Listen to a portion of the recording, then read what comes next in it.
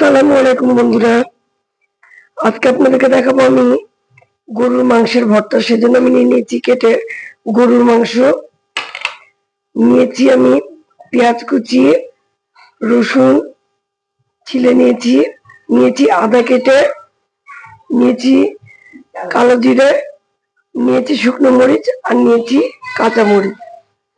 আসুন বন্ধুরা ভর্তা তৈরি করার কাজ শুরু করি। বন্ধুরা মাংসটা এখন একটা প্যানের মধ্যে নিয়ে নিচ্ছি, এরপর দিচ্ছি পেঁয়াজ,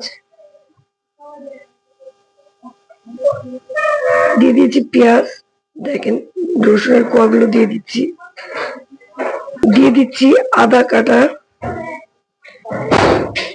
দিয়ে দিচ্ছি শুকনো মরিচ, দিয়ে দিচ্ছি 4টা কাঁচা মরিচ, আর দিয়ে দিচ্ছি সামান্য কালি জিরা। বন্ধুরা এটা আমি চুলোয় বসিয়ে দিয়েছি। এখন দিচ্ছি আমি তেল,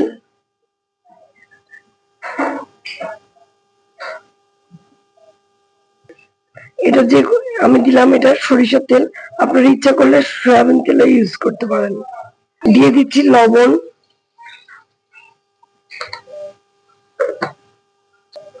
দিয়ে দিচ্ছি বন্ধুরা কালার আসার জন্য অল্প হলুদ।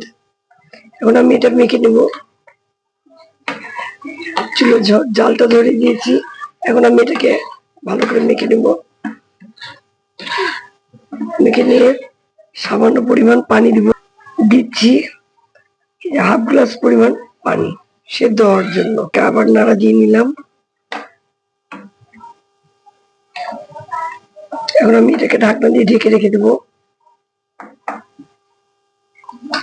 ঢাকনা দিয়ে ঢেকে রেখে দিয়েছি বন্ধুরা। এখন এটা সেদ্ধ হওয়া পর্যন্ত এভাবে ঢেকে রেখে দিব, তারপরে আপনাদেরকে দেখাবো সেদ্ধ হওয়ার পরে। বন্ধুরা ফিরে আসলাম, দেখেন আমার মাংসটা সেদ্ধ হয়ে গেছে এবং ভাজা ভাজা হয়ে গেছে। এটা পুরো করে আমি ভেজে নিয়েছি। এখন আমি এটাকে ঠান্ডা করে ব্লেন্ডারে ব্লেন্ড করে নিব, তাহলে আমার ভর্তা তৈরি হয়ে যাবে। ভর্তা তৈরি হওয়ার সম্পূর্ণ কমপ্লিট হওয়ার পরে আমি আপনাদেরকে দেখাবো যে আমার ভর্তাটা কেমন হয়েছে। দেখেন মাংসটা সিদ্ধ হয়ে গিয়েছে, আর এইরকম ভাজা ভাজা।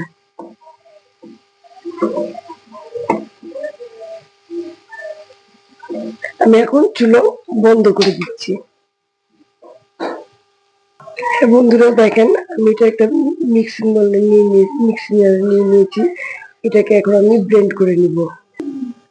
বন্ধুরা দেখেন আমরা ভর্তাটা কমপ্লিট হয়ে গেছে।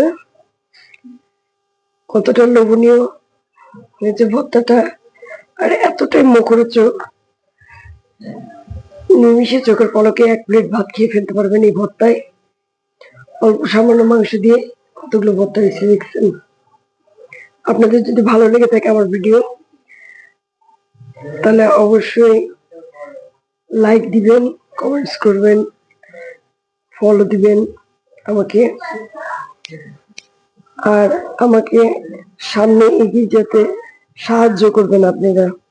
আপনাদের একটা ফলো, একটা লাইক আমাকে অনেক দূরে এগিয়ে যেতে সাহায্য করবে, সাপোর্ট করবে। প্লিজ আপনারা আমাকে ফলো দিবেন। সকলে ভালো থাকবেন, আমার জন্য দোয়া করবেন। আসসালামু আলাইকুম।